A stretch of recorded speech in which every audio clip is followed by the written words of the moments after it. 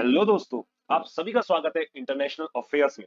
अगर आपने चैनल को सब्सक्राइब नहीं किया है तो अभी सब्सक्राइब करें और बेल आइकन को दबाना ना भूलें। तो आइए शुरू करते हैं।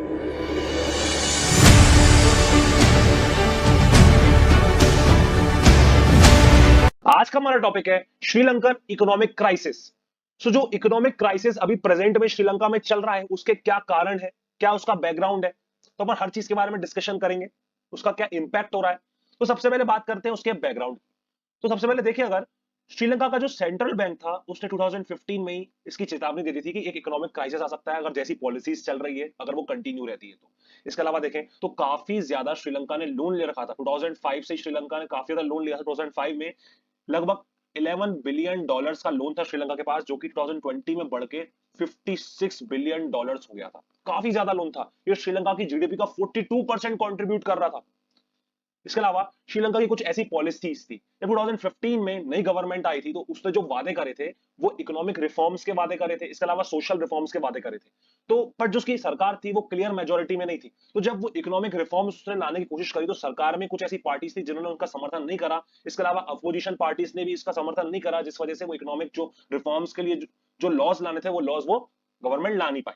इसके अलावा देखा जाए, इन्होंने जो वादे करे थे कि हम ये चीज फ्री बांटेंगे गरीबों को, ये चीज हम उनको मुफ्त में देंगे या सब्सिडी पे देंगे, तो ये सब भी बहुत ज्यादा बांटा जा रहा था, जिसकी वजह से क्या था, गवर्नमेंट के पास इतना पैसा बच नहीं पा रहा था। अब बात करते हैं फॉरेन रिजर्व्स की, मतलब विदेशी मुद्रा भंडार। श्रीलंका के पास विदेशी मुद्रा भंडार काफी कम हो गया था। विदेशी मुद्रा भंडार होता है डॉलर्स, जो कि जब श्रीलंका किसी चीज को एक्सपोर्ट करता है तो सामने वाले देश से जो पैसा लेता है वो डॉलर्स के रूप में लेता है। तो कोई कंट्री जितना ज्यादा एक्सपोर्ट करे उतना ज्यादा उसके पास फॉरेन रिजर्व्स आते हैं, और जितना इंपोर्ट करता है उतने ही कम फॉरेन रिजर्व्स होते जाते हैं। तो श्रीलंका के पास ये फॉरेन रिजर्व्स भी काफी ज्यादा कम हो गए थे। इसके अलावा श्रीलंका ने काफी ज्यादा लोन ले रखा था, जिस वजह से श्रीलंका के इकोनॉमिक क्राइसिस की शुरुआत हो गई। तो अपन कॉजेस की बात करते हैं। पहला कॉज, एक अकेला कॉज नहीं है, 5 से 6 रीजंस है जिसकी वजह से श्रीलंका का ये इकोनॉमिक क्राइसिस हुआ है। पहला अगर देखें, टैक्स कट्स। मींस जब ये नई सरकार 2019 में आई थी, जो राजापक्षे की सरकार थी इनकी, तो इन लोगों ने एक वही वादा करा था कि हम जब आएंगे तो हम इतना इतना टैक्स काट देंगे। तो जो बेसिक कमोडिटीज पे जो टैक्स लगता था, जो मेंटेनेंस टैक्स लगता था, जो इंफ्रास्ट्रक्चर को बिल्ड करने के लिए टैक्स लगता था, ये काफी नॉर्मल जो टैक्सेस थे वो तक कट कर दिए गए थे। 33.5% जो टैक्स पेयर्स थे उनमें गिरावट आई। मींस इतने टैक्स पेयर्स बच गए जब इन्होंने टैक्स को कट कर दिया। इस वजह से जो श्रीलंका के जो गवर्नमेंट पे जो पैसा आता था इन्वेस्ट करने के लिए, जो पैसा होता था लगाने के लिए देश में, उसकी भारी कमी होने लगी। सेकेंडली बात करें एक्सटर्नल डेप्थ। अब भी बता चुके हैं आपको कि काफी ज्यादा इन्होंने कर्जा ले रखा था दूसरे देशों से। मेनली बात करें तो कुछ ऐसे ऑर्गेनाइजेशंस जैसे IMF हुआ, international monetary fund, world bank से भी काफी पैसे ले रखे थे। इसके अलावा बात करें जापान से, चाइना से, इन कंट्री से भी इन्होंने काफी ज्यादा डेप्थ ले रखा था। एक होता है line of control. Line of control क्या होता है, जो इंडिया श्रीलंका को प्रोवाइड करता है। लाइन ऑफ कंट्रोल डेप्थ से काफी अलग होता है। डेप्थ एक ऐसा पैसा होता है जो एक कंट्री दूसरी कंट्री को देता है और उसमें कुछ इंटरेस्ट लगाता है कि आपको इतना इंटरेस्ट तो हर साल पे करना है। लाइन ऑफ कंट्रोल जो इंडिया देता है वो ये है कि आप ये अमाउंट ऑफ मनी आगे चल के जब आपके पास पैसे अवेलेबल हो जाए तो आप पे कर सकते हैं, और उस पर जो इंटरेस्ट होता है बिल्कुल मिनिमल होता है, लगभग 1 से 2% का होता है। वहीं डेप्थ में देखा जाए तो 7 से 8% का इंटरेस्ट लगता है। तो एक्सटर्नल डेप्थ भी काफी ज्यादा था श्रीलंका के पास, जिसकी वजह से इकोनॉमिक क्राइसिस आने की शुरुआत हुई। थर्ड देखे, डेप्थ ट्रैप। तो काफी ये वर्ड कॉइन करा जाता है, इंडिया में भी काफी ये वर्ड यूज होता है श्रीलंका से, चाइना से रिलेटेड। चाइना काफी बार क्या करता है, कुछ ऐसे जो वर्ल्ड कंट्री का सबसे इंपॉर्टेंट एयरपोर्ट्स होते हैं, पोर्ट्स होते हैं, उनको बिल्ड करने के लिए वहां पर अपने पैसे को इन्वेस्ट करता है, उसमें भारी इंटरेस्ट रेट्स लगाता है, और जब वो कंट्री वापस चाइना को रीपे करने में असमर्थ रहती है तो चाइना क्या करता है, उन चीजों को क्या कर लेता है, कैप्चर कर लेता है। ऐसे ही हरमन टोटा पोर्ट है श्रीलंका में, जिसे चाइना की एक कंपनी ने बिल्ड करा। श्रीलंका उसको वापस रिपेमेंट नहीं कर पाया तो चाइना की उस कंपनी ने उसको 99 ईयर्स की लीज पे ले लिया, मतलब 99 सालों के लिए वो चाइना की उस कंपनी का वो हरमन टोटा पोर्ट हो गया। तो डेप्थ ट्रैप में भी काफी फंसा है, जो एक बड़ा कारण माना जाता है इसके इकोनॉमिक क्राइसिस का। इसके अलावा देखें फोर्थ नंबर पे, फॉल ऑफ फॉरेन रिमिटेंसेस। अब ये फॉरेन रिमिटेंसेस क्या है, जैसे देखा जाए, जब श्रीलंका में इकोनॉमिक क्राइसिस आने की शुरुआत हो गई थी तो जो श्रीलंका के बैंक्स थे, जो श्रीलंका का main central bank of Sri Lanka था, वो हैवी मनी प्रिंट कर रहा था। मींस जो प्रिंटिंग होती है पैसों की वो एक लिमिट पे होती है, वो बहुत ज्यादा ही प्रिंटिंग हो रही थी, जिसकी वजह से क्या हुआ, इसकी जो करेंसी की वैल्यू है वो काफी ज्यादा गिर गई। अब फॉरेन रेमिटेंसेस की बात करें तो जो श्रीलंका के जो लोग हैं जो श्रीलंका से बाहर दूसरे देशों में काम करते हैं और वहां से फिर श्रीलंका में पैसा भेजते हैं अपनी फैमिलीज को, तो जब वो पैसा भेजते हैं तो वो डॉलर्स या उन देशों की मुद्राओं में भेजते होंगे, तो यहाँ पर क्या होता था, कन्वर्जन होता था, तो काफी ज्यादा इनफ्लेक्सिबल कन्वर्जन हो गया था श्रीलंका की बैंक्स के द्वारा, और इनकी करेंसी भी बहुत ज्यादा गिर रही थी। तो इन सब से बचने के लिए जो श्रीलंका से बाहर जो लोग रहते थे वो इलीगल तरीके से किसी वेंडर्स या किसी दलाल के थ्रू क्या कर रहे थे, पैसे को ट्रांसफर करवा रहे थे। तो क्या था कि फॉरेन जो रिजर्व्स थे वो श्रीलंका के बैंक्स के पास नहीं आ पा रहे थे, इस वजह से भी काफी बड़ा कारण माना जाता है इकोनॉमिक क्राइसिस का। इसके अलावा फिफ्थ कारण देखें, टूरिज्म। तो जब 2019 में कोविड 19 पेंडेमिक आया और इसके अलावा 2019 में एक ईस्टर बॉम्बिंग हुई थी, मीन श्रीलंका के 3 चर्च और 3 होटल्स में बहुत बड़ा इस्लामिक एक टेररिस्ट अटैक हुआ था, जिसकी वजह से वहां पर लगभग 300 लोगों की मौत हो गई थी।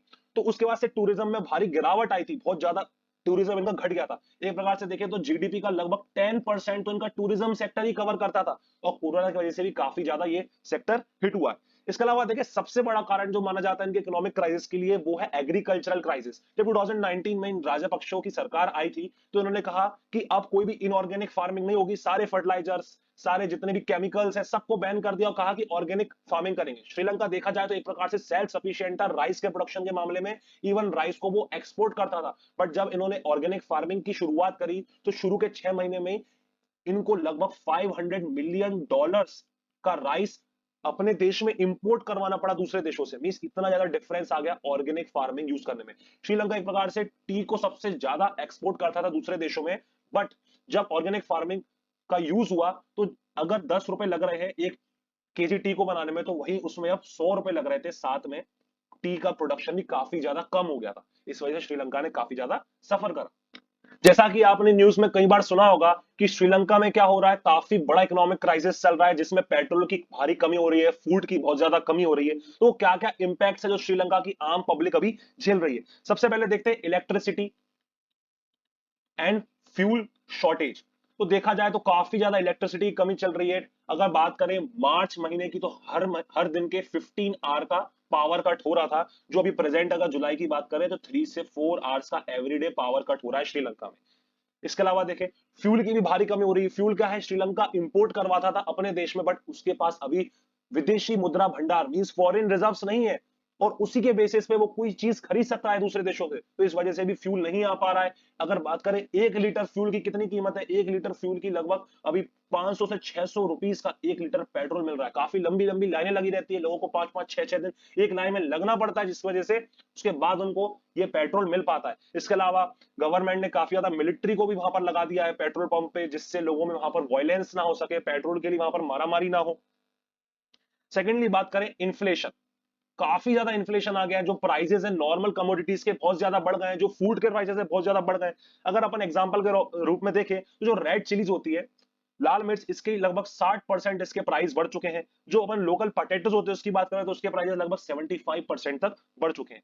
इसके अलावा बात करें एजुकेशन की, तो एजुकेशन में भी काफी प्रॉब्लम आ रही। क्यों? क्योंकि श्रीलंका नॉर्मल पेपर्स को भी दूसरे देशों से इंपोर्ट करता था, अब फॉरेन रिजर्व्स की हो गई कमी, अब वो पेपर्स को भी कैसे इंपोर्ट करे। इस वजह से जो इस ईयर एग्जाम्स होने थे उस एग्जाम्स को भी क्या करना पड़ा, इन्हें कैंसिल करना पड़ा।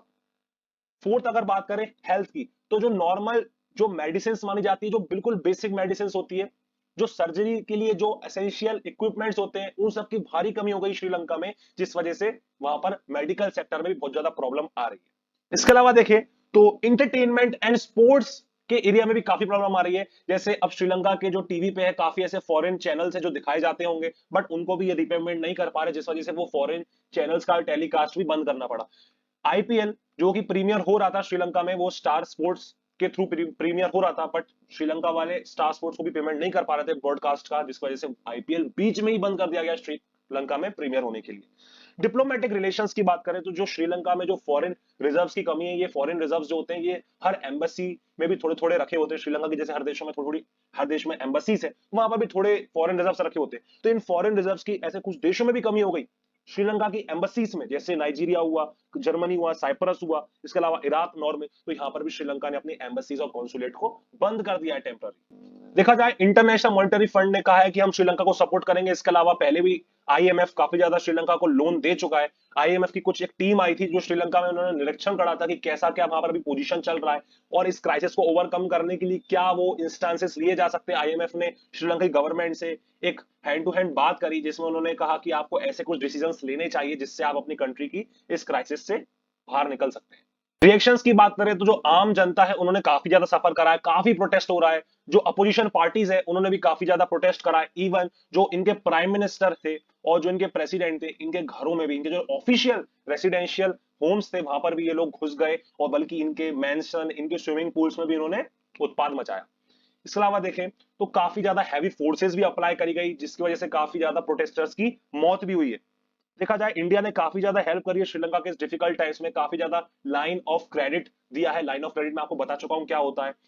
लगभग इंडिया ने 2.4 बिलियन डॉलर्स की हेल्प करी है श्रीलंका को। इसके अलावा सिंगापुर ने भी काफी ज्यादा हेल्प करी है।